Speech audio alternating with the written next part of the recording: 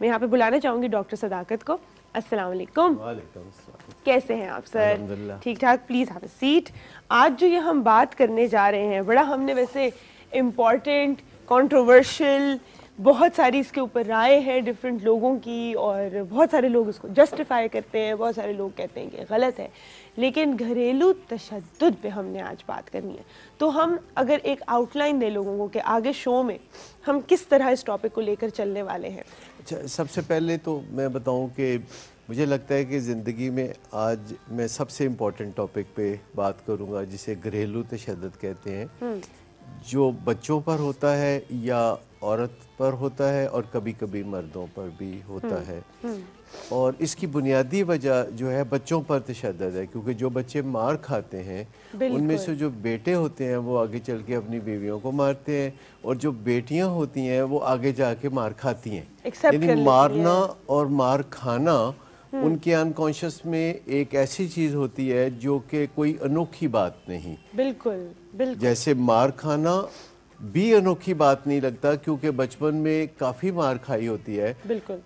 تو اس سے یہ نظریہ سامنے آتا ہے کہ خیر ہے, مسئلہ حل ہو جائے گا, آگے چل کے ٹھیک ہو جائے گا, ایک موہوم سی امید ہوتی ہے. تو ایک تو ہم اس پہ بات کریں گے کہ کیسے گھریلو تشدد کو ختم کرنا ہے. تو پہلے بچوں پر سے ختم کریں اور مناسب طریقے سیکھیں بچوں کو منظم کرنے کے. بالکل. اور دوسری بات آگے ہم یہ بتائیں گے کہ کیسے خواتین پہچانیں کہ یہ گھریلو تشدد جو ہے دن بدن بڑھتا ہوا ان کی زندگی کو کس بری جگہ لے جائے گا, اور انہیں بر وقت کیا اقدامات کرنے کی ضرورت ہے, اس سے بچاؤ کی کیا صورت ہے. اور پھر جو مرد تشدد کرتے ہیں ان کو یہ ایک ذہنی عارضہ ہوتا ہے, یہ ایک رسمی نہیں بلکہ پہچان کردہ بیماری ہے, اور اس میں علاج کی ضرورت ہوتی ہے, بعض اوقات ادویات کی ضرورت ہوتی ہے, اور ساتھ ہی ساتھ معاشرے میں ایک ایسے انفراسٹرکچر کی ضرورت ہوتی ہے جیسا یورپ میں یا امریکہ میں آپ دیکھتے ہیں, جو کہ لڑکیوں کو, خواتین کو جو ہے گھریلو تشدد سے تحفظ دیتا ہے. اور اس کے علاوہ قانون سازی کی جو ہمارے معاشرے میں بہت زیادہ ضرورت ہے, اس کے بارے میں ہم بات کریں گے. پھر ہم این جی اوز کا اس میں کردار, میڈیا کا جو کردار ہے ہم اس پہ بات کریں گے, اور آخر کار ہم بتائیں گے کہ ایسے وائٹل بیہیویئرز کون سے ہیں, ایسی ابتدائی نشانیاں کون سی ہیں جو کہ آپ فوراً جسے کہتے ہیں سٹچ ان ٹائم کر لیں اور بچ جائیں, اور یہ ایک خالی پیلی امید نہ رکھیں کہ آنے والے وقتوں میں وہ خود ہی سدھر جائے گا. اور ایک بات کہ جو تشدد کرنے والے مرد ہیں یہ جب تشدد کرتے ہیں تو اس کے بعد مہربانیاں کرتے ہیں, اس کے بعد یہ پیار بہت کرتے ہیں, تو اس کی جو یوفورک ریکال ہوتی ہے ہم اس پہ بات کریں گے کہ جو خواتین کو مجبور کرتی ہے کہ وہ یہ اس کے ساتھ گزارا کرتے رہیں کیونکہ انہیں لگتا ہے کہ غصے والا ہے پر دل کا بہت اچھا ہے, دل کا پیار بہت کرتا ہے, کوئی غصے والا دل کا اچھا نہیں ہوتا, غصے والا بیمار ہوتا ہے, اور غصہ حرام ہے, جو بات سمجھنے کی ضرورت ہے. بالکل بالکل. اور یہ ایک ٹاکسک سا ریلیشن شپ بن جاتا ہے جس سے نکلنا بھی مشکل ہو جاتا ہے. پھر ہماری سوسائٹی کی کچھ اس طرح کی باتیں ہیں یا کچھ کڑیاں ہیں جس سے ہم نہیں نکل سکتے. ہم کبھی گھر جا کے گلا بھی کریں, اگر آپ کو پتہ ہو کہ آپ کے ہسبینڈ جو ہے وہاں پہ بہت زیادہ اونچا بول رہے ہیں, چیخ رہے ہیں, بات بات پہ ناراض ہو رہے ہیں, گھر کا ماحول خراب ہے, جب آپ گھر جا کے اپنی اماں کو بتاتے ہیں کہ اس طرح ہماری لڑائی ان باتوں سے ہو رہی ہے تو کہتے ہیں چلو بیٹا مارتا تو نہیں ہے, کہ وہ بات اتنی ایکسیپٹیبل ہوگی ہے کہ ہر عورت ہی مار کھاتی ہے, تمہارا میاں اگر نہیں مارتا تو احسان کر رہا ہے. جسمانی طور پر تکلیف دینا وہ ایک الگ بات ہے, لیکن زیادہ تکلیف جو ہے ڈیمیننگ بیہیویئر سے ہوتی ہے, جس میں بیوی کے لیے توہین امیز الفاظ استعمال کرنا, اسے اسٹوپڈ, پاگل قرار دینا, اس کی شکل و صورت پہ یا اس کے موٹاپے پہ یا ان چیزوں پہ زوردار قسم کے خطرناک ریمارکس دینا جو اس کی عزت نفس کو مجروح کرنے والے ہوں, یہ سب وائلنس کے زمرے میں آتا ہے. اور خواتین کو سڑک پہ اس قسم کے تکلیف دہ صورتحال کا سامنا نہیں ہوتا بالکل جتنا کہ ان کو گھر میں ہوتا ہے. اچھا ایک بات ڈاکٹر صاحب جو مجھے سمجھ نہیں آتی کہ کچھ اس طرح کی باتیں جب بھی ہم شروع کرتے ہیں تو ہم کہتے ہیں یہ جو ہے یہ تھوڑی جو ہماری لوور مڈل کلاس ہے, لوور کلاس ہے, یہ اس میں ہوتا ہے, لیکن ڈومیسٹک وائلنس ایک ایسی وائلنس ہے جو بالکل اس میں ڈفرنس نہیں ہے, وہ لوور کلاس میں بھی ہے, وہ مڈل میں بھی ہے, اپر مڈل میں بھی اور اپر کلاس میں بھی ہے. اور اس میں تو کیا یہ سائیکولوجیکل جغرافیائی بھی ماحول سے فرق نہیں پڑتا, یہ امریکہ میں ہے, کینیڈا میں ہے, یورپ میں ہے, پاکستان میں ہے, انڈیا میں ہے, اور پاکستان انڈیا میں وہاں سے ذرا زیادہ ہے. تو یہ مجھے یہ بتائیے کہ اس میں مین چیز کیا ہے؟ کیا یہ عورت کا انفیریئر ہونا جو ہے اس کے اندر ایک رول پلے کرتا ہے کہ کوئی بھی چیز جس پہ آپ کو پتہ ہو کہ اس پہ میں اگر ہاتھ اٹھا لوں، جیسے اپنے بچوں پہ اٹھا لیتے ہیں، یا کچھ لوگ بہت غلط کرتے ہیں اپنے نوکروں چاکروں پہ ہاتھ اٹھا لیتے ہیں، انہیں پتہ ہوتا ہے کہ یہ انسان ریٹیلیٹ نہیں کر سکتا، چاہے وہ طاقت کے زور پہ نہیں کر سکتا، یا چاہے وہ اس طرح کی پوزیشن میں ہے کہ وہ نہیں کر سکتا، چاہے وہ بچے ہوں. تو کیا عورت کو بھی جو انفیریئر سمجھا جاتا ہے کہ وہ کمزور ہے، اس لیے اس کے اوپر ہاتھ اٹھانا اتنا آسان ہو جاتا ہے؟ ایک تو بنیادی یہ سمجھا جاتا ہے. دوسرا یہ ہے کہ انسان لمبے عرصے تک حیوانات کے ساتھ زندگی گزارتا رہا ہے، اور مردوں کے اندر جو ہے وہ حیوانات کے اوپر قابو پانا اور دوسروں سے اپنے آپ کو بچانا جنگل کے زمانے میں بہت ضروری تھا، اور ان کی گھٹی میں یہ چیز پڑ گئی ہے. فاتح ہونا، ان کا جو ہے بہادر سو کالڈ ہونا، اور جانوروں کا شکار کرنا، یا اس طرح کی چیزیں جو کرتے کرتے یہ ان کے جو رویے ہیں یہ تاریخی طور پر ان کے اندر گھٹی میں پڑے ہوئے ہیں. اور انسانوں میں جو جانوروں والے انسٹنکٹس ہیں وہ اس لیے موجود ہیں شاید کہ ازل سے انسان جانوروں کے ساتھ بہت رہتا تھا. آج جیسے کہ انسان صرف انسانوں کے ساتھ رہتا ہے، تو پہلے چونکہ اسے جانوروں کے ساتھ رہنا ہوتا تھا تو اس کے اندر یہ حیوانی انسٹنکٹ، شاؤٹنگ کرنا، غرانا، ہاتھا پائی کرنا، مار کٹائی کرنا، اس وقت شاید ہزاروں سال پہلے انسان کی یہ ضرورت تھی. آج تو انسان کی ضرورت صرف یہ ہے سوچ بچار کرنا، بات کو سننا. اور جو انسان ہے وہ اس حدود کے اندر رہتے ہیں، اور جو اس حدود سے بار بار گرتے ہیں، غصہ کرتے ہیں، گراتے ہیں، یا سب کچھ اس طرح کی حرکتیں کرتے ہیں، غصے کے لیے بہانے ڈھونڈ کے لاتے ہیں. میں کل ہی کسی سے بات کر رہا تھا کہ جیسے شراب حرام ہے تو اسی طرح غصہ حرام ہے. بالکل. تو خاتون جو کہ مخاطب تھی تو وہ کہنے لگی کہ غصہ حرام ہے پر اس کی کوئی سزا نہیں ہے. میں نے کہا یہ ہم بہانے ڈھونڈتے ہیں. جب حرام ہے کوئی چیز تو پھر وہ اتنی ہی قابل مذمت ہے جتنی کہ کوئی اور حرام چیز، جیسے شرک حرام ہے. تو یہ جو بیل آؤٹ کرتے ہیں ہم اپنے آپ کو، جب ہم اپنے لیے پک اینڈ چوز کرتے ہیں معاملات کو، تو اس سے خرابیاں پیدا ہوتی ہیں. بالکل آپ صحیح کہہ رہے ہیں. ہمیں جوائن کیا ہے ایڈوکیٹ ہائی کورٹ فوزیہ سر نے. السلام علیکم. السلام علیکم جی. کیسی ہیں آپ؟ جی اللہ کا شکر، ٹھیک ہوں. ٹھیک ٹھاک. اچھا، آج ہم نے کہا ہم اس پینل میں آپ دیکھیے گا سب ان لوگوں کو انکلوڈ کریں گے جن کا لوگ جو ہے سہارا لینا چاہتے ہیں، یا جن سے وہ انفارمیشن جو ہے وہ لینا چاہتے ہیں کہ کیا ہو سکتا ہے ایسی فیملیز میں جہاں پر یہ ڈومیسٹک وائلنس ہوتی ہے. اور یہ مسئلہ صرف ان دو لوگوں کا نہیں ہے جو کر رہے ہیں اور جس پہ ہو رہی ہے، لیکن ہم جس طرح بریک میں بات کر رہے تھے کہ وہ ماں باپ جو یہ وٹنس کر رہے ہیں ان کا کیا رول بنتا ہے، اور پھر وہ جو بچے ہیں جو یہ دیکھ رہے ہیں ان کی کیا سائیکالوجی جو ڈیولپ ہوتی ہے. تو کیونکہ ہم لاء کی طرف آ رہے ہیں تو سب سے پہلے پاکستانی لاء کیا کہتا ہے ڈومیسٹک وائلنس کے بارے میں؟ اس میں سب سے اچھی بات یہ میں جو شیئر کرنا چاہوں اس پلیٹ فارم سے وہ یہ ہے کہ 2012 میں پہلے لاء نہیں تھا اسپیشل ڈومیسٹک وائلنس کے حوالے سے، لیکن 2012 میں ہماری پارلیمنٹ نے ایک لاء پاس کیا ڈومیسٹک وائلنس کے اگینسٹ، کہ ڈومیسٹک وائلنس یعنی اوفینس. پہلے اس کو اوفینس نہیں سمجھا جاتا تھا، لیکن اب لاء نے بالکل ڈکلیئر کر دیا ہے کلیئر کہ یہ ایک جرم ہے اور اس کو کرنے کی سزا ہوگی، پنشمنٹ ہے باقاعدہ اس لاء کے اندر کہ اگر کوئی وائلیٹ کرتا ہے یا کوئی اس طرح کا جرم کرتا ہے اپنے گھر کے اندر، اپنی والدہ کے ساتھ، اپنی بہن کے ساتھ یا اپنے بچوں کے ساتھ، اس میں انہوں نے تمام پرسنز کے ساتھ، وہ تمام لوگ جو اس گھر کے اندر رہتے ہیں، بیگم کے ساتھ بھی، بیگم کے ساتھ بھی، بالکل بیگم کے ساتھ بھی، مطلب وہ اس گھر کا حصہ ہے. گھر کی چار دیواری کے اندر کسی بھی طرح کا اگر کوئی وائلنس ہوگا تو وہ جرم ہے قانون کی نظر میں، اس کا باقاعدہ لاء ہے. اس کے بارے میں ابھی تک لوگوں کو اویئرنیس نہیں ہے. تو یہاں چونکہ ہم آج اس پلیٹ فارم پہ بیٹھے ہیں تو لوگوں کو یہ پتہ ہونا چاہیے، ہر خاتون کو، بچے کو اور مرد کو بھی، کہ اس پہ لاء بنا ہوا ہے اور وہ لاء لوگوں کی پروٹیکشن کے لیے ہے. اگر آپ دیکھیں کہیں پہ بھی کسی بھی ایریا کے اندر تو اس کے لیے باقاعدہ کورٹس بھی ہیں، اس کے لیے باقاعدہ ایک ریزولوشن میکنزم بھی بنایا گیا، اس کے اندر کمیٹیاں بھی بنائی گئی ہیں کہ آپ اگر کورٹ میں نہیں جانا چاہ رہے تو آپ اس کمیٹی کے پاس چلے جائیں ریڈریسل کے لیے، اور کمیٹی کی بھی پاور وہی ہے جو کورٹ کی پاور ہے. اچھا، زبردست. اچھا مجھے یہ بتائیے سب سے پہلے، یہ اس پہ میں آؤں گی کہ لوگ کیوں کورٹ میں نہیں جاتے، اور بڑا مجھے افسوس ہوتا ہے کیونکہ آپ یہ سوچیں کہ 2012 کتنے سال پہلے کی بات ہے، اور میں تو کہوں گی بہت لیٹ یہ جو ہے لاء بنایا گیا، لیکن بنایا گیا، so that's a good thing. Violence کسے کہیں گے ہم؟ جس طرح بھی ہم نے بات کی کہ چار دیواری کے اندر جو بھی تو کیا ایک تھپڑ بھی وائلنس کنسیڈر ہوگا، یا اس کے لیے کوئی جسم پہ نشان ہونا یا وہ پروو کرنا وہ ایک الگ چیز ہے؟ نہیں، وائلنس جو اس لاء کے اندر کلیئرلی ڈیفائن ہے، جو کہ آج سے پہلے تک ڈیفائن نہیں تھا، کہ وائلنس تھپڑ مارنے کو تو وائلنس سمجھا ہی نہیں جاتا نا، کہ اگر ایک بندہ آپ کو 10 تھپڑ مار رہا ہے تو وہ یہ کہا جاتا ہے کہ کوئی بات نہیں، گھر کی چار دیواری میں ہے، میاں بیوی کا معاملہ ہے، یا فرض کریں بہن بھائی کا معاملہ ہے، یا پیرنٹس اگر بچے کو مار رہے ہیں تو کوئی بات نہیں، یہ وائلنس نہیں ہے۔ لیکن اس لاء میں بہت اچھے طریقے سے ڈیفائن کیا گیا ہر وہ کام یا ہر وہ چیز جس سے آپ ہرٹ ہو رہے ہیں وہ وائلنس ہے۔ اس میں مائنر سی بات بھی کی، ایون دین کہ اگر کوئی شخص اپنی بیوی کو یہ تھریٹ کرتا ہے کہ میں تمہیں طلاق دے دوں گا تو یہ بھی وائلنس میں آتا ہے۔ اس کو ایموشنل وائلنس کہا گیا۔ اس میں پوری ٹائپس اس کے اندر بہت ڈیٹیل سے ڈسکرائب کی ہوئی ہیں، جس میں ایموشنل وائلنس ہے، فزیکل وائلنس ہے، سیکشول وائلنس ہے، اور اس کے علاوہ فائنینشیل وائلنس جس کو کوئی کنسیڈر ہی نہیں کرتا۔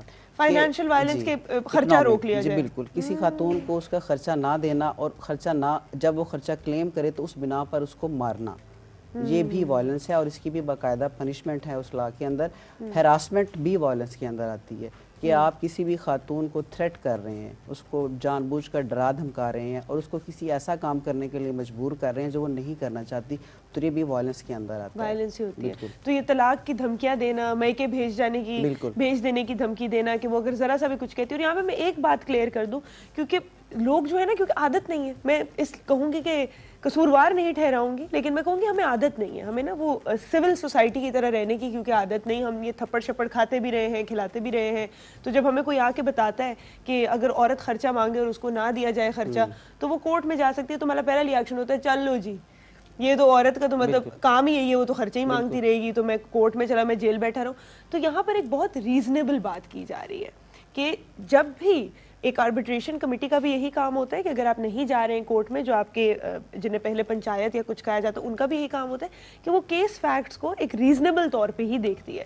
تو اگر وہ گھر میں جانا بھی ضروری نہیں ہے، آپ پولیس اسٹیشن جا کے جب کمپلین کرتے ہیں تو یہ جو پہلی مدد کی سیڑھی ہے وہ تو پولیس اسٹیشن ہے، اور پاکستان میں اب آپ 15 پہ اگر کال کرتے ہیں پولیس گھر آ جاتی ہے اور آپ بتاتے ہیں کہ آپ کو تشدد کا سامنا ہے، تو پولیس اس کا سیریسلی نوٹس لیتی ہے۔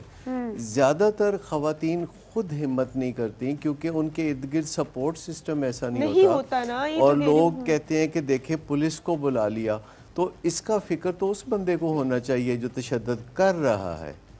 یعنی اگر یہ ریگولر ہونے لگے تو مرد محتاط ہو جائیں گے، جیسے یو کے معاشرے میں مرد بہت محتاط ہو جاتے ہیں کیونکہ انہیں پتہ ہے کہ یہ پولیس کو بلایا جا سکتا ہے اور اس کے بعد بہت مسائل ہوں گے، اس مرد کے لیے سروائیو کرنا اس معاشرے میں مشکل ہو جائے گا۔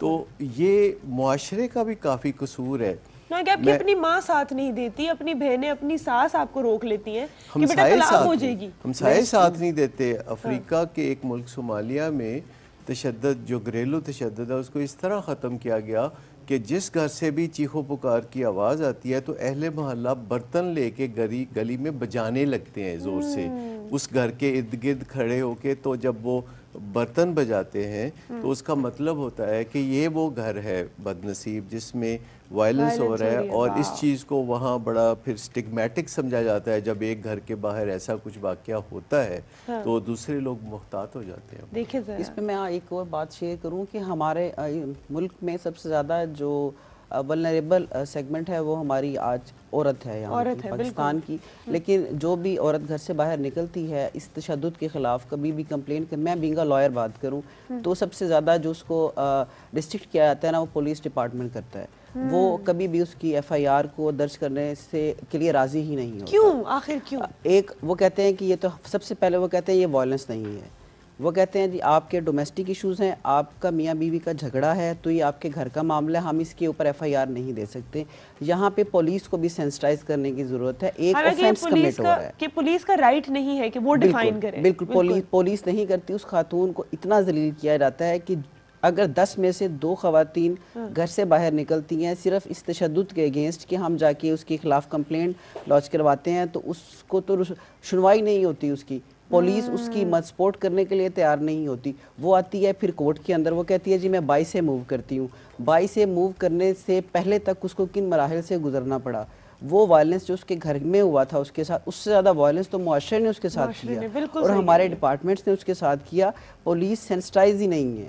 پولیس کہتی ہے بی بی میں بہت زیادہ وائلنس، وہ اس کو سمجھتی ہے کہ اگر کسی خاتون کے جسم پر کٹ لگے ہوئے ہیں، اس کا ناک کاٹ دیا ہے، اس کی انگلی کاٹ دی ہے، اس کو کہیں ضربیں آئی ہوئی ہیں، تو وہ یہ کہتی ہیں کہ ہاں جی اس کی ایم ایل سی بنتی ہے، آپ اس پہ ایف آئی آر کا ہم کر دیتے ہیں.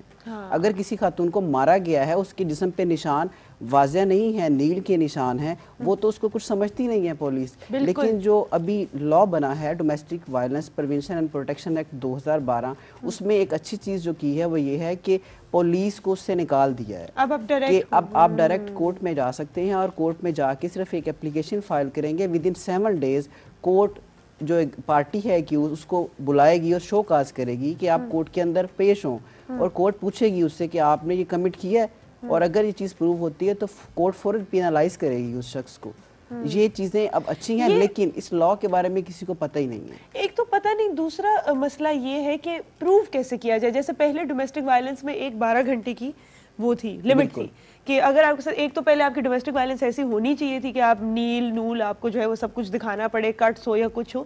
تو زیادہ تر ڈومیسٹک وائلنس جو ہوتی ہے جو روزمرہ میں ہو رہی ہے، جس میں آپ کو تھپڑ مارا جا رہا ہے یا آپ کے بال کھینچے جا رہے ہیں، آپ کو جو مینٹلی ابیوز کیا جا رہا ہے، اس کے تو کوئی نشان نہیں ہوتے. وہ نشان تو آپ کے ذہن پہ پڑ گئے ہیں نا ہمیشہ کے لیے، تو وہ تو پروو ہی نہیں کیا جا سکتا. دوسرا یہ کرائیٹیریا تھا کہ 12 گھنٹے کے اندر عورت جو ہے وہ آئے اور وہ نشان دکھائے اور اس کے بعد جو ہے وہ کیا جائے. تو یہ تو پاسبل ہی نہیں ہوتا. بالکل ایسے ہی ہے کہ 12 گھنٹے تو وہ بھی کیا ہٹا دی گئی ہے. وہ ہٹا دی گئی ہے. اس میں ایک سائیکالوجسٹ کو انوالو کیا گیا جو اس عورت کے ساتھ بیٹھ کے سیشن کرے گا، جس میں یہ چیز ڈکلیئر ہو جائے گی کہ اس کے ساتھ وائلنس ہوا ہے. پہلے چونکہ وائلنس کو میئر کرنے کا کوئی بھی ایسا پیمانہ نہیں ہے جس کو ہم کہیں گے اس کو بٹھایا سامنے، فرض کریں اس کے ساتھ اگر اس کو ایموشنل وائلنس کا سامنا کرنا پڑا ہے تو ہاؤ کین یو میئر.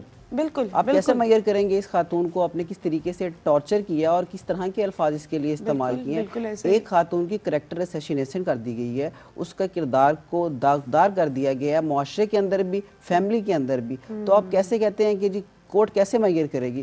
اس چیز کو دیکھنے کے لیے پھر یہ کیا کہ آپ ایک سائیکالوجسٹ انوالو کریں ساتھ. خواتین سائیکالوجسٹ ہیں. بالکل نو آفینس سر، لیکن میں آپ کو بتاؤں کہ جو ریگولر طریقہ ہے انکور کرنے کا ایسے کیسز کا وہ یہ ہے کہ کسی بھی ہسپتال کی ایمرجنسی میں جو خواتین آتی ہیں کسی بھی وجہ سے، اس میں سے 35% وجوہات خامد سے متعلقہ ہوتی ہیں جو خواتین کو ایمرجنسی میں آنا پڑتا ہے. اور وہاں سائیکالوجسٹ جب ہسٹری لیتا ہے تو خواتین بتا بھی دیتی ہیں، اگرچہ وہ پولیس کے فورم پہ نہیں بتانا چاہیں گی لیکن سائیکالوجسٹ کو بتائیں گی تو وہ انڈر رول اس بات پہ اسے، یعنی اس کی ڈیوٹی ہے کہ وہ اس کو رپورٹ کرے وائلنس کو. کیونکہ بعض دفعہ ایسا بھی ہوتا ہے کہ وائلنس ہوا، خاتون ایمرجنسی میں آئی اور اس کی ڈیتھ ہو گئی اور اس نے بتایا ہی نہیں اس دوران کسی فورم پہ کہ میرے ساتھ تشدد ہوا تھا، میں سیڑھیوں میں گر گئی تھی. اور اگر کوئی پور خاتون ہے جو گھروں میں کام کاج کرتی ہے تو اس کو تو نیل جو ہے اس کے سارے دیکھے جا سکتے ہیں، جس گھر میں وہ کام کرتی ہے وہ گھر والے دیکھ سکتے ہیں. لیکن اس گھر کی مالکہ جب اس کو مار پٹتی ہے تو وہ اینک لگا کے اپنے، کیونکہ عورت کا تشدد، عورت کے اوپر جو تشدد ہے وہ آنکھوں سے ظاہر ہوتا ہے. بالکل صحیح ہے سر. میں ایک کال لوں گی پھر سے کنٹینیو کرتے ہیں. السلام علیکم. ہیلو. ہیلو. السلام علیکم. ہیلو. جی ہیلو السلام علیکم. آپ کو آواز آ رہی ہے میری؟ السلام. میں راولپنڈی سے ماہم بات کر رہی ہوں. جی ماہم آپ ایسا کریں اپنی ٹی وی کی آواز بند کر دیجیے، مجھ سے فون پہ بات کریں. بند کی ہوئی ہے. تو میں یہ بات کرنا چاہوں گی گھریلو تشدد کی کہ جب بچیاں شادیوں کے جاتی ہیں اپنے سسرال تو ان کو یہ کہا جاتا ہے کہ بھی آپ نے ہر حالت میں وہیں رہنا ہے. کوئی آپ کی ساس، کوئی نان یا آپ کے ہسبینڈ کچھ بھی کہیں، آپ نے بس وہیں رہنا ہے. یہ میں آپ کو 99% لوگوں کی بات بتا رہی ہوں. ہاں کہتے ہیں آپ کا جنازہ آ جائے واپس طلاق لے کے نہ آنا. اور یہ گھریلو تشدد کی جب بات آتی ہے تو بچیوں کو بھی یہی کہا جاتا ہے کہ آپ نے وہیں رہنا ہے، آپ نے واپس نہیں آنا. بالکل. بچیاں ہر چیز برداشت کرتی ہیں کیونکہ ہمارے معاشرے میں طلاق ایک ایسا داغ ہے جو بچیوں کو ختم کر دیتا ہے. सकता है। बिल्कुल सही कह रही हैं आप, ऐसा ही है। तो सबसे बड़ी बात तो घरेलू तशद्दुद की यही है कि बच्चों के जहन में बस ये बात बैठ गई कि अल्लाह ना करे कोई बात हो जाएगी, हम माँ बाप के घर वापस आएंगे तो हमें कौन देखेगा। बस वो इस डर के मारे सारी जिंदगी वो जैसे मर्जी हालात हो वो वहाँ मर जाती है, मगर वो वापस नहीं आती। ये मैं साथी तजर्बा आपको बता रही हूँ। बिल्कुल ऐसा ही है। आप मुझे लेकिन ये बताएं कि इसको कैसे ख़त्म किया जा सकता है? आपको लगता है कि अगर सिर्फ लड़की की माँ और बाप ही ये कह दें कि बेटा ये तुम्हारा घर है और तुम्हें हमें बहुत प्यार से तुम्हें ब्याह के वहाँ भेज रहे हैं और तुम्हें उतनी ही कदर से रखना है, तो अगर तुम्हारे साथ ऐसा नहीं होता तो तुम कभी भी घर आ सकती हो। ये बात है ना कि वो जी जी जी फरमाइए। कि वो समझते हैं कि ये हमारी मलकियत है, हम इनसे जो मर्जी काम करवाएं, जो मर्जी करें, ये घर वापस नहीं जाएगी। उनके जहन में ये चीज बैठ जाती है ना। वो उस बच्चे की कोई इज्जत नहीं होती है। आपको अपने माशरे की मैं बात बता रही हूँ, बहू की दुनिया में कोई इज्जत नहीं है, खास तौर पर हमारे पाकिस्तान में। देखिए, सबसे पहले तो इज्जत नफ्स वाली लड़कियों को अपने वालिदैन से बात करनी चाहिए। शादी के मौके पे अगर वालिदैन ये कहें कि तुम्हारा अब जनाजा ही वहाँ से उठना चाहिए, तो उन्हें वाज़ेह बात करनी चाहिए कि वो अपना जनाजा उठवाने के लिए बिल्कुल भी राज़ी नहीं है। और वो अगर इज़्ज़त की ज़िंदगी आगे मिलेगी तो ठीक, वरना वो वापस अपने वालिदैन की तरफ पलट कर आएगी और उनके साथ रिपोर्ट करेगी। नहीं, एक और मसला भी तो है ना जो खातून अपने शादी के मौके पे जरा सा बोल भी ले तो उसको तुम फौरन कहते थे इतनी बातूनी, तो फिर और ऐसे बात कर दी अपने आप में इतने गुण पैदा करने चाहिए कि आपको फिर जो निकाह की शराइत हैं वो अपनी मर्जी की तय करने का मौका मिले। जब आप अपनी ग्रूमिंग करते हैं, अपनी कम्युनिकेशन स्किल्स को बेहतर बनाते हैं, तो फिर आपको मौका मिलता है चूज करने का, अपनी ज़िंदगी को बेहतर बनाने का आपको मौका मिलता है। अगर आप शादी से पहले अपने अंदर सिफात पैदा करें, कम्युनिकेशन की सिफात, कमाने की सिफात, मुआशरे में सोशल कैपिटल आपका हो, और ये जो हरबा होता है ख़ावंद का कि तुम माँ बाप से भी नहीं मिल सकती, तुम सहेलियों से भी नहीं मिल सकती, और तुम्हें कमाना भी बिल्कुल नहीं है, तुम्हारे हाथ में कोई अखराजात भी नहीं होने चाहिए, और तुम गाड़ी भी नहीं चला सकती, और तुम्हारा किसी से टेलीफोन पे भी राब्ता नहीं होना चाहिए, तुमने ये क्यों किया, तुमने वो क्यों किया। तो ये सारी निशानियां होती हैं कि पहले इसको हम आइसोलेट करेंगे और उसके बाद फिर इसको हम तंग करेंगे। डॉक्टर साहब, मैं आपकी सारी और ये बातों सब कुछ से मोहब्बत के नाम पे होता है। नहीं, मैं इन सारी बातों से एग्री करती हूँ, लेकिन मैं आई थिंक फौजिया बेहतर समझेंगे क्योंकि मैं भी वकील हूँ और मैंने बहुत सारे ऐसी जो है ना एप्लीकेशन जिसमें डोमेस्टिक वायलेंस थी और उसके अगेंस्ट फॉरेन जो कॉन्जुगल राइट्स का क्लेम होता है, और कोर्ट हो चाहे पुलिस हो चाहे जितने भी लोग हों, मैं अगेन कहूँगी मैं कसूरवार नहीं ठहरा रही, लेकिन क्योंकि हमें एक सिविल सोसाइटी में रहने की बहुत अरसे से आदत नहीं है तो वो अननेचुरली, और खवातीन भी, मर्द नहीं, खवातीन वकील भी इंक्लाइंड होते हैं, कोर्ट्स जो है ना वो काफी मदद कर रहे हैं। नहीं, मेरी बात पूरी सुनिए, मदद जरूर करेंगे वो, लेकिन मसला ये है कि हमारा चाहे निकाह नाम है, जो अपनी शराइत की बात की, वो शराइत आपका कहीं साथ नहीं दे सकती। आप उसके अंदर लिखवा लें कि मुझसे इजाजत के बगैर दूसरी शादी नहीं करेगा, वो शादी फिर भी वैलिड है, उसको सजा जरूर हो जाएगी, 6 माह शायद वो उसको सजा जरूर होगी, ठीक है। वो भी अगर वो लड़की चली जाए कि इसने मुझसे इजाजत नहीं ली, उसको जाना पड़ेगा कि इसने मुझसे इजाजत नहीं ली, फिर वो तफ्शीश होगी। लॉ सब है, अगर आप कंप्लेन नहीं करते तो रेमेडी नहीं मिलेगी। सबसे पहली बात है कि जो पाकिस्तान में फैमिली कोर्ट्स हैं, नहीं मैं कंप्लेन तो कर दूं, लेकिन मैं उस सौतन का क्या करूं जो वो ले आया घर, वो तो शादी वैलिड हो गई। मैं इसमें ऐड करूं ये चीज़ कि हमारे यहाँ सारा जो चीज़ें इन्वॉल्व है इसके अंदर वो पावर के साथ रिलेट करती है। बिल्कुल, ये एक बात हम नहीं इग्नोर कर सकते। पावर जो है वो मर्द के पास है, और मर्द एक औरत को थप्पड़ मारने में अपनी शान समझता है, क्योंकि औरत कमज़ोर है, नातवा है, वो उसके थप्पड़ का जवाब थप्पड़ से नहीं दे सकती। ये फैक्ट है, इसको इग्नोर नहीं किया जा सकता, और ये फैक्टर इन्वॉल्व है सोसाइटी में। आप घरों के लेवल पे देखें, बाप है, भाई है, उसका रवैया भी पावर वाला होता है, चूंकि वो इक़्तिदार में है। एक लड़की अगर कमाती भी है तो वो पावर में फिर भी नहीं हो सकती। ठीक है, ये हमारे माशरती रवैये हैं, इनको एक्सेप्ट करना पड़ेगा, हम इसको एक्सेप्ट किए बगैर आगे नहीं चल सकते। رویہ بدلنے کی ضرورت ہے. ہم پاور کے چکر سے نکل جائیں, ہم اپنی ڈومیننسی کو چھوڑ دیں, ہم یہ اگلے کو انسان سمجھنا شروع کر دیں.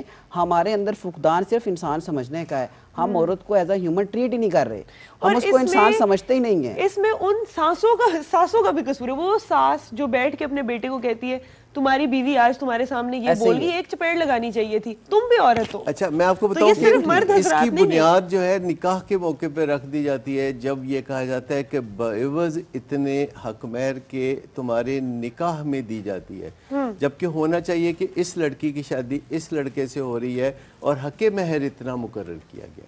اس میں ضروری نہیں ہے کہ اس طرح کے الفاظ استعمال کیے جائے جس سے کونوٹیشن غلامی کی ملتی ہے. بالکل. بہت سارے لوگوں نے کہا کہ اسلام میں عورت کے اوپر تشدد کی اجازت ہے, تو کیا یہ بات سچ ہے, غلط ہے, کیا ہے؟ آج سے 1-2 صدیاں پہلے شاید اتنا آسان نہیں تھا دینی معلومات کما حقوق حاصل کرنا جتنا آج بہت آسان ہو چکا ہے. ہماری اردو میں, انگلش میں, ہر ایک زبان میں تقریباً تراجم موجود ہیں, مطلب ٹرانسلیشنز ہیں احادیث کی, قرآن مجید کی. پوری شریعت کا جامع مطالعہ آپ کر لیں. کم ٹو یور کوسچن کہ کہیں بھی تشدد, بیوی کی بات کرتے ہیں, کسی پر بھی تشدد کی اجازت نہیں, حتیٰ کہ جانوروں پر بھی. آپ نے لفظ تشدد چونکہ استعمال کیا تو یہ میں اس کو رسپونڈ کر رہا ہوں. ادروائز باقی چیزیں جو مطلب ہم آہستہ آہستہ اس پہ آئیں گے نا, کیس ٹو کیس کی بھی ہم بات کرتے ہیں. پہلے ذرا میں جنرل بات میں یہ گزارش کر دوں نا کہ تشدد لفظ شریعت میں ہے ہی نہیں ہے. صحیح. اسلام جو ہے وہ سین لام میم, یہ اس کا روٹ ورڈ اور مادہ ہے جس کا مطلب امن ہے, سلامتی ہے, پیس ہے, مطلب محبت ہے.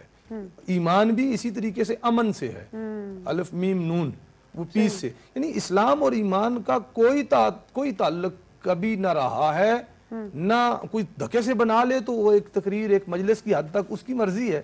وہ اس انوائرمنٹ پہ وہ غالب ہو تو وہ وہاں ایک بات کو منوا لے لوگوں سے, دوسری بات ہے. لیکن جو اسلامک ٹیچنگز ہیں, جو مطلب ہمارے پاس جو ورثہ ہے ہمارا اسلام کا, نبی علیہ السلام سے لے کر اب تک تسلسل کے ساتھ نسلاً بعد نسلاً چلا آ رہا ہے, اس میں تشدد کی کہیں بھی اجازت نہیں. کالر ہے جو ہمارے ساتھ ایک کالر ہے. السلام علیکم.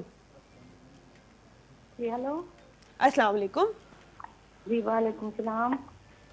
ہلو. جی جی فرمائیے, ہمیں آواز آ رہی ہے. جی میری گزارش یہ ہے کہ میری ہے بانجی, میری بانجی پڑھی لکھی ہے, ایجوکیٹڈ ہے, میں پنڈی سے بول رہی ہوں. جی جی. ایجوکیٹڈ ہے, گولڈ میڈلسٹ ہے. میری بہن نے اس کی شادی کر دی. لڑکا ایجوکیٹڈ ہے, پڑھا لکھا ہوا ہے, وہ وائس پریزیڈنٹ ہے لڑکا بھی. اچھا. تو اتنا ظلم کرتا میری بچے اس بانجی کے اوپر, اتنے ظلم کرتا, مار مار کے نیل کے نشان ڈالنے, شیشے کے گلاس توڑ دینے, اس کے اوپر ڈریسنگ ٹیبل اٹھا مارنی, اس کو کمرے میں باندھ کر کے تالے لگا کے چلے جانا, ماں اور بہن کی سازش کے ساتھ. جب ہمیں پتہ چلا تو میری بہن نے 115 والوں کو فون کیا کہ بھئی میری بچی کے ساتھ اس طرح ہو رہا ہے, پلیز ہماری مدد کریں, ہیلپ کریں. انہوں نے کہا نہیں ہم آپ کی ہیلپ نہیں کر سکتے, آپ تھانے میں جائیں, وہاں جا کے رپورٹ لکھوائیں, جب رپورٹ لکھوائیں گے تو پھر ہم آپ کے گھر جا سکتے ہیں, بچی کو چھڑوا سکتے ہیں. تو میری گزارش یہ ہے کہ ایک شریف گھرانے کی عورت جو ہوتی ہے نا, وہ تھانے جانے سے بہت ڈرتی ہے, کتراتی ہے, تو میں تھانے کیسے جاؤں. پھر بھی اس نے رسک لے لیا, وہ تھانے گئی, تھانے سے وہ پولیس کو ساتھ لے کے گئی, اندر گئے, بچی کو ہم واپس مطلب میری بہن واپس لے کے آئے, گھر لے کے آئے. جو طلاق کا رائٹ تھا وہ میری بھانجی کو لکھا ہوا تھا. 3 سال اس نے ویٹ کیا کہ بھئی وہ لینے آئے, پھر بھی لینے آئے, وہ نہیں لینے آئے. جہیز سارا ان کے پاس ہے, زیور سارا ان کے پاس ہے, نان و رف کا سارا کچھ ان کے پاس ہے, پلاٹ لکھا ہوا تھا میری بچی کا, بھانجی کا, وہ سارا اس کے پاس ہے. پھر اس نے میری بہن نے کیس کیا. اب 5 سال ہو گئے ہیں کیس کے, ہمیں کہیں سے انصاف نہیں مل رہا. جو وکیل کرتی ہے میری بہن وہ اسی وکیل کو خرید لیتا ہے. تو ہم کدھر جائیں, کہاں جائیں, کس سے انصاف مانگے؟ آپ سے مجھے اتنا بتا دیں. جوان میری بھانجی ہے, اس کی زندگی تباہ ہو رہی ہے, اور وہ بیٹھی ہے, وہ مرد شادی بھی کر چکا ہے, اس کا بچہ بھی ہو چکا ہے. کیا کہاں جائے, کس سے انصاف مانگے؟ اس لڑکے کے ساتھ کچھ بھی نہیں ہوا, کچھ بھی نہیں ہوا. 3 وکیل ہم تبدیل کر چکے ہیں. آپ بتائیں ہمیں اس کا کیا حال ہے؟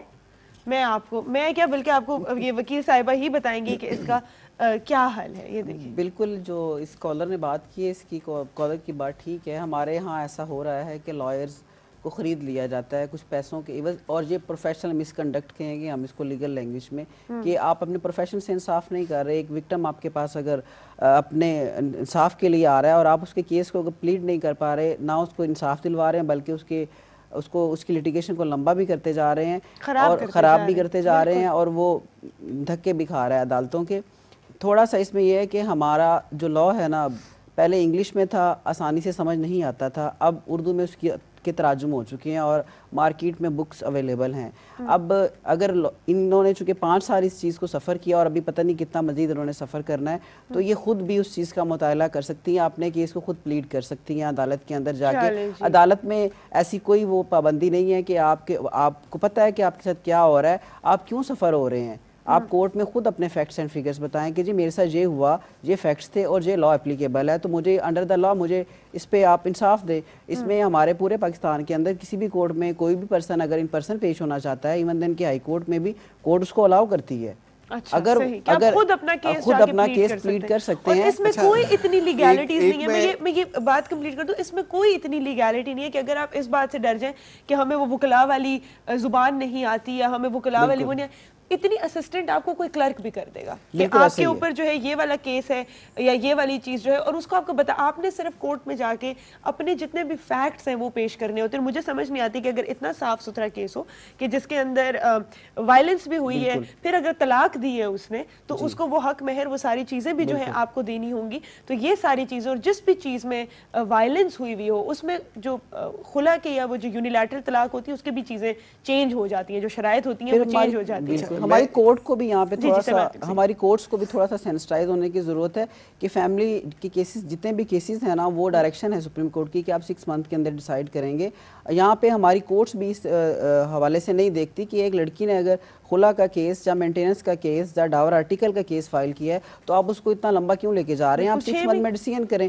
اگر فرض کریں ایکس پارٹی بھی ہوا ہے تو آپ اس کی ایگزیکیوشن اجرا میں فوری طور پہ اس کے اریسٹ وارنٹ جاری کریں. آپ کیس کا سٹیٹس دیکھ رہے ہیں نا, سینیریو نظر آ رہا ہوتا ہے کہ اگلا بندہ انٹرسٹ لے رہا ہے یا نہیں لے رہا. اور ایک خاتون اتنے سال سے کیوں, آپ کو کورٹ کی بھی نیگلیجنس ہے. اگر تو صرف کہتے ہیں نا کہ بار کے لیول پہ کہ لائرز اس حوالے سے اس طرح کے کام کر رہے ہیں وہ ٹھیک ہے, لیکن دوسری سائڈ پہ آپ جوڈیشری کا بھی رول دیکھیں نا. آپ دونوں سائڈوں پہ دونوں کو اپنا جو کام ہے پورا کرنے کی فلفل کرنے کی ضرورت ہے, تبھی ریشو کم ہوگی. فیملی کیسز کی تعداد اتنی زیادہ ہو گئی ہے کورٹس کے اندر کہ آپ ڈیلی کی بنیاد پر اگر وہ جو ڈائری رجسٹر ہے اس کو دیکھیں تو آپ کو نظر آئے گا کہ پہلے ڈیورس کی شرح کم تھی, اب ڈیورس کی شرح کیوں ہو گئی ہے. گراؤنڈز کیا ہیں اس کی؟ مار پیٹ. مطلب آپ گراؤنڈز دیکھیں, مار پیٹ کی ریزن کیا ہے؟ خرچہ مانگا تھا, مارا ہے اس نے. بالکل. اچھا جاب کرتی ہے, نہیں کرنی جاب, مارا ہے اس نے. مطلب بچی پیدا ہو گئی ہے, مارا ہے اس نے. مطلب آپ فیکٹس دیکھیں, آپ اس عورت کا کیا قصور ہے ان ساری چیزوں میں, آپ اس کو کیوں اس طریقے سے ٹریٹ کر رہے ہیں. اس کو انسانوں کی طرح ٹریٹ کریں, اس کے جو رائٹس ہیں اس کو دیں. کورٹس میں لیٹیگیشن بھی کم ہو جائے گی. معاشرے کے اندر یہ جس کو ہم تشدد کا ورڈ استعمال کرتے ہیں, ابھی مولانا صاحب نے بات کی کہ تشدد کا ہم نے ورڈ استعمال کیوں کیا. تشدد تو مجموعہ ہے نا ساری چیزوں کا. آپ اس کے اندر وہ مار پیٹ, کیا اسلام میں مار پیٹ جائز ہے؟ یہ میرا اگلا سوال ہے. یہ میرا دو غلط فہمیاں میں دور کرنا چاہوں گا. پہلی بات یہ ہے کہ میسج جو جاتا ہے خاتون کالر کی طرف سے کہ پولیس کو کال کرنا یا 15 پہ کال کرنا بے فائدہ ہے, ایسا نہیں ہے. 15 اس بات پہ مجبور ہے کہ جب بھی کوئی کال کرے, اگرچہ لوگ شرارت سے بھی کال کرتے ہیں, چاہے کوئی ہمسایہ کال کرے چاہے کوئی کرے, 15 پہ جب پولیس کو کال کی جاتی ہے تو پولیس لازمی آتی ہے.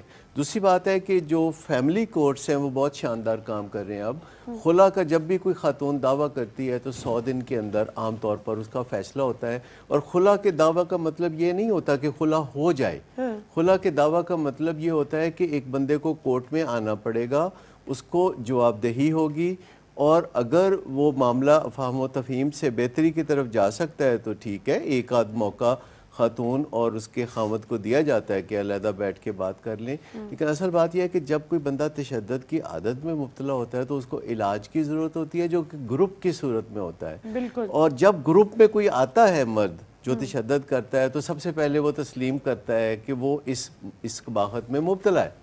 اور جب کوئی بندہ تسلیم کر لیتا ہے کہ مجھے قباحت ہے, تو وہ قباحت سمجھے تو نا, وہ تو اس کو مردانگی سمجھتا ہے. اس کو تو لگتا ہے اگر میں جب آتا ہے اس گروپ میں, وہ گروپ میں لانا بہت مشکل ہے. ہمارے ہاں ایک سیلف ہیلپ گروپ ہے جس میں ایسے تمام مردوں کو دعوت دی جاتی ہے کہ وہ مفت آ کے کاؤنسلنگ لے سکتے ہیں گروپس کی شکل میں, اور آخر کار جب انہیں اپنی بیوی سے کوڑا جواب ملتا ہے کہ میں بسنے کے لیے تیار نہیں ہوں، تو ان مردوں کی ایک طرف یہ ہوتا ہے کہ وہ بہت تشدد کرنے والے ہوتے ہیں، تو دوسری طرف پھر پاؤں بھی پڑنے والے ہوتے ہیں، پھر معافیا مانگنے والے بھی یہ ہوتے ہیں. کدھر ہے معافیا مانگنے والے؟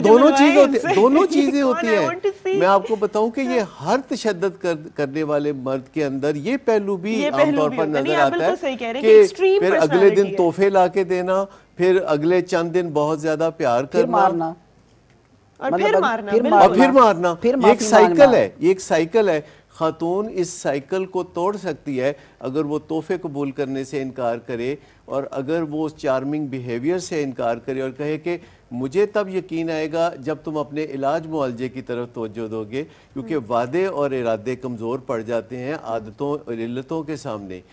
بہتر ہے کہ جب کسی خاتون کو اس طرح کے حالات کا سامنا ہو تو وہ اپنے مرد سے وعدہ نہ لے، ارادہ نہ لے، بلکہ عملی اقدامات جو کہ دیکھے جا سکیں، ناپے تولے جا سکیں اور جن کا کوئی فیڈ بیک ہو. تو ایسی سہولتیں موجود ہیں اب کہ جو لوگ اپنی عادتیں بدلنا چاہتے ہیں وہ بدل سکتے ہیں. اچھا، میں اس میں صرف مرد حضرات کی تو بات ہمیشہ ہوتی ہے کیونکہ آبویسلی انہیں وہ پاور، وہ سپیریورٹی معاشرے نے ہر طرح سے دی ہے، لیکن میں اس میں خواتین ہوں. میں نے بھی ریسنٹلی ایک ویڈیو دیکھی جس میں وہ پورا اس کو رومال کے اندر باندھ کے اپنے کندھے پہ ڈال کے موٹر سائیکل پہ لے کے جا رہا ہے. بڑی وائرل ویڈیو تھی، اور وہ خاتون جو ہے مطلب ہاتھ پیر اس کے بندے میں بالکل جیسے آپ کسی بلی کے بچے کو جو ہے نا پورا باندھ کے، اور جب وہ کوئی راہ چلتا انسان اس کو عجیب سی یہ بات لگی، اس نے روکا، اس نے کہا ٹھیک طرح انسانوں کی طرح اس کو موٹر بائک پہ پیچھے بٹھاؤ. تو وہ جیسے ہی کھلی ہے تو وہ بڑے لاڈ میں اس کے پسینے بھی صاف کر رہی ہے، اور ہاں میں تیری ووٹیاں تے میں تیرے نال ہی جلساں. تو اپنی کیا آپ قدر کر رہے ہیں بھائی؟ اپنے آپ کو انسان تو سمجھو پہلے.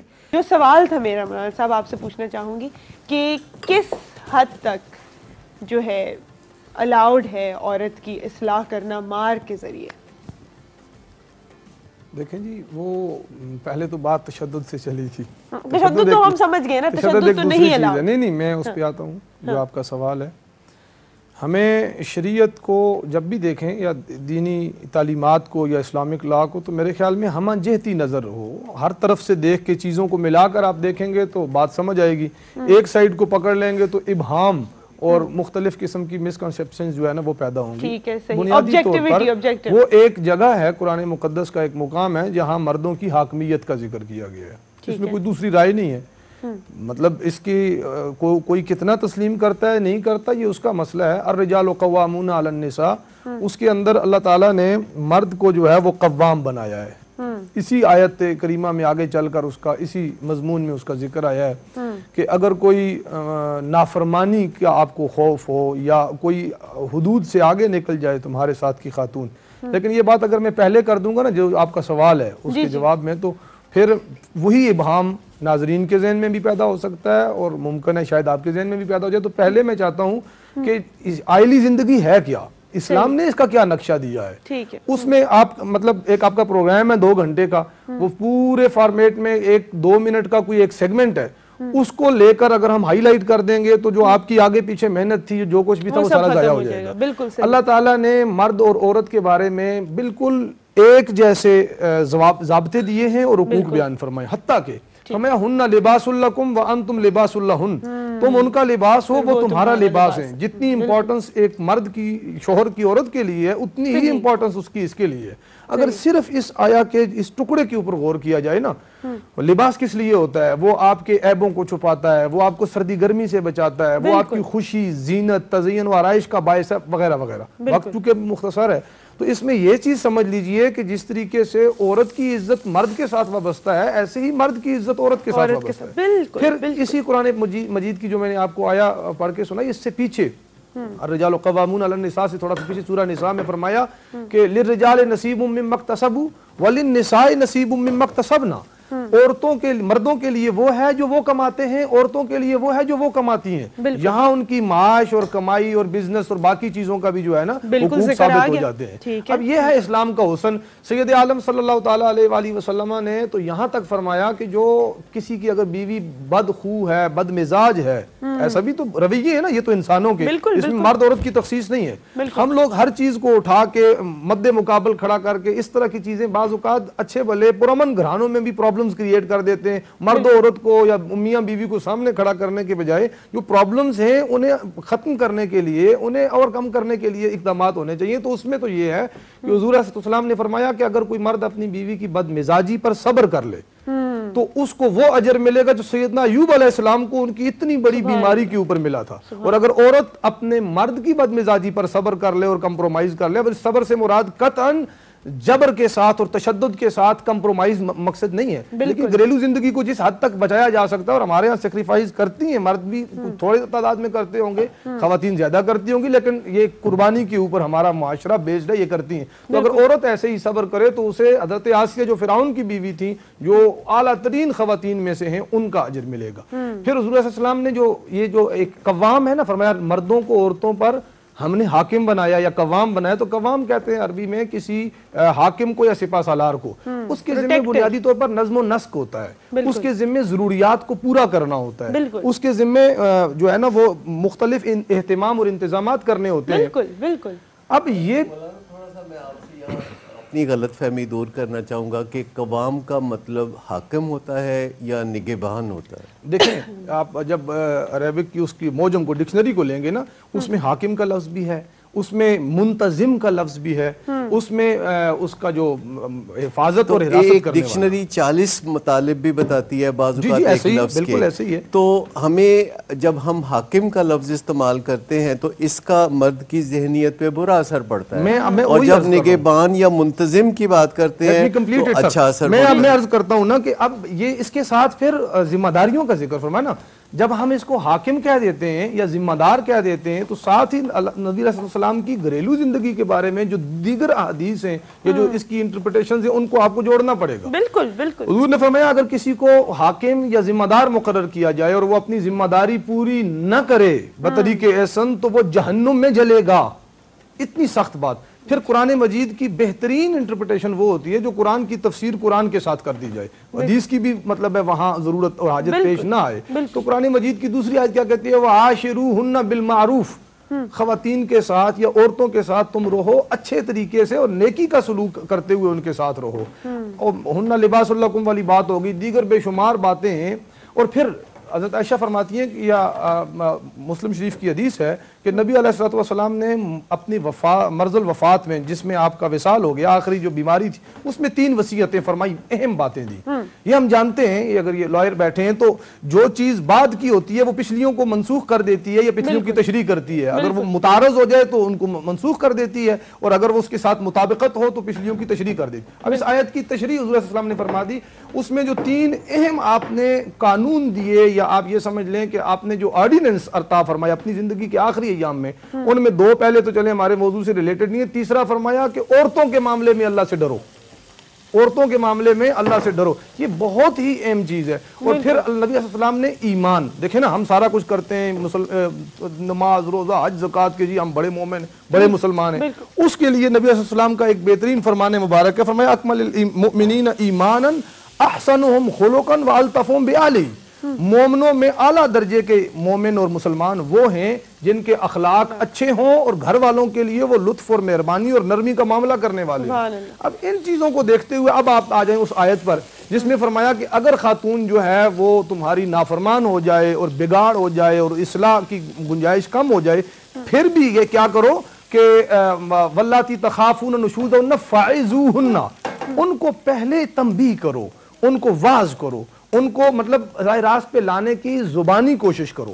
ایک بات یہاں اور دیکھ لیں، یہ تو گھریلو معاملہ ہے جس کے اوپر پوری سوسائٹی بیس کرتی ہے۔ اسلام دین فرد نہیں ہے، یہ دین مجتمع ہے، یہ سوسائٹی کا دین ہے، اور اسلام سوسائٹی کو پرائورٹی دیتا ہے فرد کی اچھی شمولیت کے ساتھ۔ تو سوسائٹی کا جو بیسک یونٹ ہے وہ ایک گھر ہے، گھر کے امن کو برباد کر کے آپ سوسائٹی میں پیس اور امن کیسے لا سکتے ہیں؟ لہٰذا سوسائٹی کے لیے کیا فرمایا اللہ تعالیٰ کا قرآن مقدس میں فرمایا کہ فذکر انما انت مذکر لست علیہم بمسیطر، یہ روٹی نہیں پکائی، یہ کپڑے نہیں دھوئے، یہ تو بہت چھوٹے چھوٹے معاملے ہیں، بھائی اگر کوئی بندہ دین کے خلاف بھی چلتا ہے, کوئی بندہ اگر فرائض کو پریکٹس نہیں کرتا, ایون آپ کا وہ فالوور ہی کیوں نہ ہو, آپ کا وہ زیر دست ہی کیوں نہ ہو, اس کے بارے میں قرآن کے دیکھیں, میں بحیثیت استاد کسی کا ذمہ دار ہوں یا مسئول ہوں یا رسپانسیبل ہوں, یا میں بحیثیت مطلب والد کسی کا رسپانسیبل ہوں, یہ چھوٹا لیول ہے.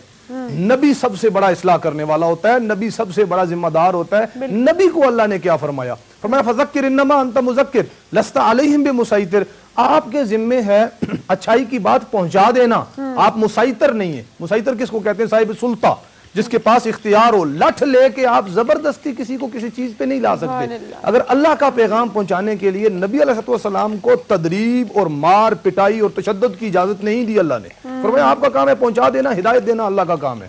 بالکل بے شک. میں یہاں پر ایک بات سر کہنا چاہوں گی کہ اتنی خوبصورتی سے اور اتنی تفصیل سے یہ پوری بات بیان کر دی آپ نے بہت. اور اگر یہ بات بھی جس طرح ریلیجن ہمارے لیے سب سے اوپر ہے, ہونا بھی چاہیے ہے, اور جو احکام اس کے ہیں وہی ہم فالو کرتے ہیں, باقی ہر چیز کے اوپر سپر سیڈ کرتا ہے ریلیجن. تو اگر آپ کا اسلام, آپ کا ریلیجن آپ کو یہ ساری باتیں کہتا ہے, تو میں ہمیشہ کہتی ہوں کہ ہم پک اینڈ چوز کیوں کرتے ہیں کہ یہ بات میں جو ہوں سن لوں. سب سے پہلی بات یہ کہ حضور نبی کریم صلی اللہ علیہ وسلم نے جب بھی کوئی چیز ناپسند فرمائی اپنی ازدواج کے حوالے سے تو خاموشی اختیار کی. اگر خاموشی کا اثر نہیں ہوتا تو پھر تو میں عرض کرتا ہوں, لیٹ می وہ رہ جائے گا, اتنا خاموشی کا اثر ہوتا ہے. فائزوہن, اس کے بعد فرمایا نا کہ واللاتی تخافون نشوزہن فائزوہن, اور اس کے بعد الفاظ ہیں غالباً ان کے وہ الگ کر دو. پہلے تو ان کو ان کی واز کرو, نصیحت کرو. اگر وہ نصیحت سے نہیں سمجھتے تو پھر فرمایا کہ ان کے اپنے ایک دوسرے کی ہاں جی اپنے رہائش کی جگہ یا آپ بستر الگ کر لیں. تیسرا مرحلہ وَضْرِبُوهُنَّ, مرحلہ تیسرا آتا ہے وَضْرِبُوهُنَّ. اور وَضْرِبُوهُنَّ کو آپ پہلی صدی سے لے کر آج تک کے جتنے بھی مفسرین ہیں نا, ان کو آپ اٹھا کر دیکھ لیجئے. جی وَهْجُرُوهُنَّ فِي الْمَضَاجِعِ وَضْرِبُوهُنَّ, جو وَضْرِبُوهُنَّ کی جو انہوں نے تشریح کی ہے, کم سے کم سب سے پہلے مفسر ہیں سیدنا حضرت مطلب صحابہ میں جو مشہور ہوئے یا معظم ہیں وہ حضرت عبداللہ ابن عباس. انہوں نے بھی فرمایا کہ کسی ہلکی چیز سے ایسی تدریب اور تعدیب جس سے اس کے دل میں خوف پیدا کیا جائے راہ راست پہ آنے کے لیے, نہ کہ کوئی تشدد ایسا کہ جس سے اس کے جس کو جسمانی طور پر ایسی تکلیف پہنچے, کوئی مطلب جیسے زخم ہو جانا یا کوئی نشان پڑ جانا, یا ایسی کہ جس سے انسان کے ذہن کو بہت زیادہ کوفت پہنچے. صرف ایک ڈراوے کی حد تک ہے. بعضوں نے کہا مسواک کی حد تک کہ اس مسواک کو اس ذریعے کے لیے استعمال کیجئے, لیکن اس میں پھر آگے تشریح ہے کہ کن معاملات میں اس تدریب کی اجازت ہے. اگر کوئی ہلکی سی اس کو ڈرا کے لیے, مثلا میں استاذ رہا ہوں یا ٹیچر ہوں, مطلب کالج لیول پہ بھی کی اور اسکول پرائمری لیول پہ بھی کی, مجھے اچھے طریقے سے پتہ ہے کہ بعض اوقات ہمارے ٹیبل پہ ہمارا معاشرہ ہے, اب وقت نہیں ہے, مرحوم اشفاق احمد نے اس کے اوپر بہت کچھ کہا کہ بھائی ہمارے معاشرے کے اندر یہ اس چیز کی بسا اوقات ضرورت پڑ جاتی ہے, اور یہ صرف خواتین کے لیے ہی نہیں, آپ باقی معاملات میں دیکھ لیں جمہوری حکومتوں میں کیا ہوتا ہے, جب ہم ریلیکس ہوتے ہیں اور جب ڈنڈا اوپر ہوتا ہے تو تب ہم کیا ہوتے ہیں. سر میں آپ کو یہ بات کمپلیٹ کرنے دوں گی, پھر میرا اسی سے ایک سوال ہے. جی جی آپ پہلے کمپلیٹ کیجئے. اس میں یہ ہے کہ پھر آگے تشریح کی مفسرین نے کہ یہ گھریلو معاملات میں یہ اس تدریب کی قطعاً اجازت نہیں ہے.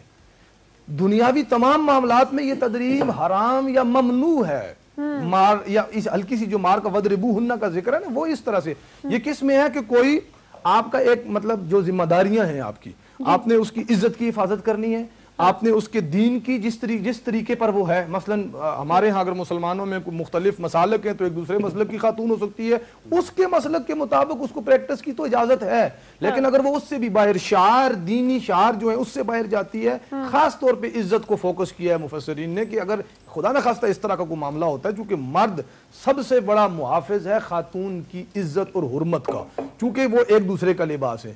جتنی بھی ایگزامپلز ہیں وہ ایسی سوسائٹی کے لیے جہاں پہ دونوں مرد اور عورت جو ہے وہ ایک ذمہ داری سے چل رہے ہیں, اور مرد بھی جو ہے وہ بالکل دودھ کا دھلا صاف ستھرا اور ایک اچھی جو ہے تربیت اور اس سے بڑا ہوا انسان ہے, اور عورت بھی ایسی, اور پھر اس میں ایک ہلکی سی کوتاہی ہوئی تو اس کو واپس دائرے میں کیسے لے کے آنے. لیکن ہمارے معاشرے میں ساری عزتیں, ساری جو ذمہ داریاں ہیں, اور جو معاشرے کی عزت ہو یا مرد کی عزت ہو یا گھر کی عزت ہو, وہ سب کچھ عورت کی جھولی میں ڈال دی جاتی ہے, اور مرد خود کیا کرتا ہے اس کو کوئی بھی نہیں دیکھتا. اور اگر کوئی کوتاہی ہو بھی جائے, کوئی اس طرح کی چیز رپورٹ ہو بھی, تو پہلا سوال جو اٹھایا جاتا ہے وہ یہ پوچھا جاتا ہے عورت وہاں کیا کر رہی تھی, یا عورت کیسی تھی, یا بیوی نے کیا کیا تھا, یا وہ تھپڑ ڈیزرو کرتی تھی کہ نہیں کرتی تھی. یہ نہیں کہ کیا برتاؤ تھا اس مرد کا. تو یہ نرمی سے پیش آنا اپنی بیگم کے ساتھ, یا خود اپنے آپ کو بھی دیکھنا, اپنے گریبان میں جھانکنا, اس کے بارے میں آپ کیا کہیں گے؟ دیکھیں جی, وہ چیزیں زیادہ ہو گئی اکٹھی. جو بات آپ بریک سے پہلے کر رہی تھی کہ اگر ایک خاتون کے لیے کچھ لیمٹس کھڑی کی گئی ہیں, لگائی گئی, مقرر کی گئی ہیں کہ وہ ان کے اندر رہے, تو مرد کے لیے کیا ہے؟ آپ ایک ادارے میں کام کر رہی ہیں, آپ کو ادارے کے کسی بھی جو موظف یا کیا کہتے ہیں اس کو ملازم کے حوالے سے شکایت ہے, تو آپ اپنے انچارج یا جو ڈی جی جو بھی آپ کا ہے اس کے پاس جائیں گی. لیکن آپ کو جب ڈی جی سے شکایت ہے تو آپ کس کے پاس جائیں گی؟ سیم سچویشن ہے نا بھئی. جب آپ کو گھریلو معاملات میں بچوں کو ماں سے, ماں کو بچوں سے, یا بہن بھائیوں کو شکایت ہے, تو وہ تو گھر کے سربراہ, وہ جو قوام ہے اس کے پاس ہی جائیں گے لے کے, اور وہ ان سب کا ذمہ دار اور مسئول ہے. حضور نے فرمایا کہ کلکم رائن و کلکم مسئول عن رعیتہ, ہر شخص کے زیر نگرانی کچھ لوگ دیے گئے ہیں, اور وہ اپنے اس جو فالوئنگ ہے اس کے بارے میں وہ اللہ کے ہاں جواب دہ ہوگا. اب اس میں صرف یہ جواب دہ نہیں کہ ان کو میں نے جناب نماز کا حکم دیا, ان کی معاش, ان کا جو کچھ جتنے معاملات ہیں ان سب معاملات کے اگر وہ زیادتی کرتا ہے تو اس کا بھی جواب دہ ہوگا, سستی برتتا ہے تو اس کا بھی جواب دہ ہوگا, ہر دو چیزوں کا. اسی طریقے سے اب جب اس سے معاملہ ہے تو شریعت نے تو ایک قانون ضابطہ دیا کہ آپ قاضی کے پاس جائیں گے, کورٹ جائیں گے, یہ آپ کے لیے کھلے آپشن ہے. اور ہمارے یہ پرابلم ہمارے معاشرے کا ہے, یاد رکھیں. ہم معاشرتی اقدار اور تہذیبی اثرات کو مذہب کے ساتھ جوڑ دیتے ہیں. مذہب کا اس میں کوئی تعلق نہیں ہے. مشرق کے اندر کچھ روایات ایسی ہیں, دیکھیں ہماری مذہبی جو شعار لوگوں نے مختلف اعمال اپناتے ہیں نا, جو مذہبی کا معاملات کرتے ہیں, وہ بہت سارے ہمارے مشرق سے لیے ہوئے ہیں, وہ مذہب کا حصہ نہیں ہوتے, وہ ہماری تہذیب کا حصہ ہوتے ہیں. جو مشرقی تہذیب ہے اسے ہم اٹھا کے اسلام کا رنگ پہنانے کی کوشش کرتے ہیں, یہ دوسری بات ہے. اسلام تو نبی صلی اللہ علیہ وسلم فرمایا بعثت لأتمم مکارم الاخلاق, میں آیا ہی اخلاقیات کو بلند ترین سطح پر پہنچانے اور ان کو مکمل کرنے کے لیے آیا ہوں. اب اخلاق کیا ہے؟ آپ کے رویے, آپ کے معاملات, آپ کی ڈیلنگز, اور اس کی ابتدا کہاں سے ہوتی ہے؟ آپ کے گھر سے. بالکل ٹھیک ہے. اب ایک خاتون کو آپ نے کہا جی کہ وہ اس کے رویہ کس طرح کا اس مرد کا ہونا چاہیے, تو بڑا واضح ہے. نبی علیہ السلام نے تو تشدد تو منع کر دیا, ایک سائیڈ پہ رہ گیا. اب محبت کی رغبت دی کہ میاں بیوی ایک دوسرے کے لیے جو لباس قرار دیا, یہ جو قرآن مجید کی آیت ہے اور کئی دیگر احادیث ہیں, اس سے یہی پتہ چلتا ہے کہ گھر جنت تبھی بن سکتا ہے جب ایک دوسرے کے حقوق کا احترام بھی کیا جائے اور محبت اور الفت سے پیش آیا جائے. اب اس معاملے کے لیے قرآن مجید نے کہا تمہارے لیے بہترین مثال ہر معاملے میں نبی صلی اللہ علیہ وسلم کی سیرت ہے, حضور کی زندگی ہے. حضور نے اپنی زندگی میں آپ کی کئی بیویاں ایک وقت میں تھی آپ کے لیے تخصیص, اور وہ ایک معاملہ بھی ہے, تو آپ نے ان تمام بیویوں کے درمیان انصاف بھی قائم فرمایا, اور کسی زوجہ کو آپ سے شکایت بھی نہیں ہے. بطور خاص سیدہ خدیجہ الکبریٰ کو بعد از وفات بھی آپ عرصہ تک یاد کرتے رہے, اور ان کی سہیلیوں سے بھی آپ تحفے طائف کو بھیجنے اور لینے دینے کا سلسلہ جاری رہا. سیدہ عائشہ صدیقہ رضی اللہ عنہا کے ساتھ آپ کا وہ, میں نے ابھی پہلے بھی آپ کو عرض کیا کہ یا روحی, یا ریحانی, یا محبوبی, یا مونسی, یہ الفاظ, یا حمیرہ, اے حسینہ, اے میری محبوبہ, اے میری غم گسار, اے میری مددگار, ہاں جی, اے میری مددگار, اور اے جناب میری خوشبو, اس طرح کے الفاظ. میں نے آپ کو پہلے عرض کیا کہ اگر یہی الفاظ آج ایک بھی کوئی لقب ادا کر دے تو اسے تو کہیں گے, میں نے آپ سے سوال کیا نا کہ یہ تو جناب مرید ہے اپنی بیگم کا. مردوں کے لیے یہ بہت بڑی رکاوٹ بن گئی ہے کہ وہ بیوی سے اچھا سلوک کریں تو انہیں اپروول نہیں ملتا کہیں. جی جی, اپنے گھر والوں سے نہیں ملتا. ہمارا ایک دوست ہے, والدہ کی, میں یہی تو کہہ رہی تھی کہ سب سے پہلے ساس کہتی ہے. مجھے یہ بتانے میں کوئی وہ شاید پرابلم نہیں ہے, بتا ہی دینا. میرا تعلق, مطلب میں شاگرد ہوں ڈاکٹر قادری صاحب کا. ہمارا ایک دوست ہے, وہ اس نے اپنے گھر میں جب ان کے قریب رہا, وہ اپنے گھر میں ان کے بہت مثالی زندگی ہے ان کی. اس نے اپنے جب منسلک ہوا ایک دوست, تو اس نے گھر میں اسی طرح کا رویہ شروع کیا اپنی بیوی بچوں سے, تو اس کے رشتہ دار اس سے کہنے لگے بھئی تیری باقی گلاں تے ٹھیک ہے, نماز روزے والیاں, ایران مریدی کتوں سیکھی ہے. اب یہ پبلکلی کہنا چاہوں گا کہ میں اپنی بیوی کے لیے ہر کام کر کے فخر محسوس کرتا ہوں. گاڑی کا دروازہ کھولنا, گھر کا دروازہ کھولنا, تھوڑا آگے چلنے کے اس لیے کا ذکر اچھے الفاظ میں کرنا اپنے دوستوں میں اپنی بنا رہا ہوں چائے کافی ساتھ بنا دینا، تو یہ اس سے کوئی مردانہ شان میں کمی نہیں آتی. بالکل.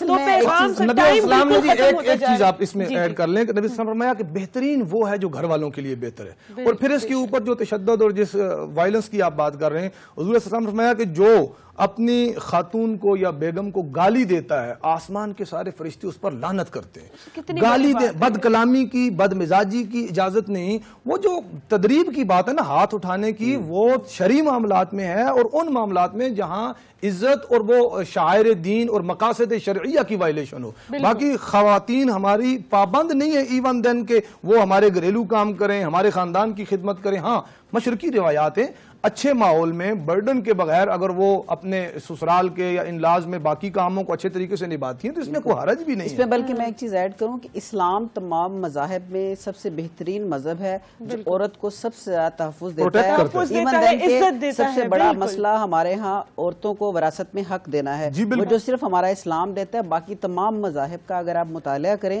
تو کسی مذہب میں بھی عورت کو وراثت میں حق نہیں دیا گیا سوائے اسلام کے. ہمارے مسلم قوانین جتنے بھی ہیں سارے وہ سارے ایکول ہیں، سب خلیفہ راشد حضرت عمر جب ایک آرڈیننس جاری کر رہے ہیں تو مخالفت کرنے والی ایک عورت تھی نا وہ مہر کے معاملے میں. اس کا مطلب ہے وہ شورا کی اور اس کیبنٹ کی ممبر تھی جس نے اٹھ کے آپ کو اپوز کیا. اتنا حق اسلام نے دیا ہے. میں انٹرپٹ کر رہی ہوں. تھینک یو سو مچ، بہت بہت شکریہ آپ یہاں پہ تشریف لے کے آئے. بہت شکریہ، بہت شکریہ. میں نے یہاں پر وہ سارے سوالات کیے، کچھ آپ کو لگا ہوگا کہ یہ کیا سوال کیا، یہ کیوں کیا. یہ وہ سوالات ہیں جو جب بھی کبھی بھی عورت کی عزت کی، اس کے مقام کی یا اس کے اوپر تشدد نہ کرنے کی بات آتی ہے تو یہ سوالات اٹھتے ہیں. اور میں چاہ رہی تھی کہ میں جب یہاں پر وہ بات کروں گی تو وہ ہر طرح سے جو ہے کلیئر ہو جائے گی. اور اگر آپ نے جو ہے اب مولانا کی زبانی یہ بات سن لی ہے تو مجھے لگتا ہے توپوں کا رخ ہمارے بجائے کسی اور طرف ہونا چاہیے، تہذیب کی طرف کریں. یہ تو ہے، یہ بات تو میں نے ہمیشہ کی ہے کہ رویے بدلنے کی ضرورت ہے. پک اینڈ چوز ہم کرتے ہیں، جو چیز ہمیں سوٹیبل لگتی ہے وہ ہم کر لیتے ہیں. میں تو ہمیشہ کہتی ہوں کہ ایک ایسا انسان جو شاید دن کی 5 نمازیں نہ پڑھتا ہو، شاید اس نے حج نہ کیا ہو صاحب استطاعت ہونے کے باوجود، چاہے کبھی زکوٰۃ نہ دی ہو، جب اسے کہا جاتا ہے 4 شادیاں نہیں کرنی تو وہ فوراً کہتا ہے مجھے اسلام نے اجازت دی ہے. تو ایسے والے مسلمان بننے سے، ہاں تو ایسے والے مسلمان بننے سے اچھا کہ آپ پڑھیں، اس کے بارے میں جانیں، اپنا اسلام، اپنی آپ کی جتنی بھی یہ آپ کو انسٹرکشنز دی گئی ہیں ان کو جتنا آپ پڑھیں گے اتنا بہتر آپ کو پتہ چلے گا. اور اسلام امن کا مذہب ہے.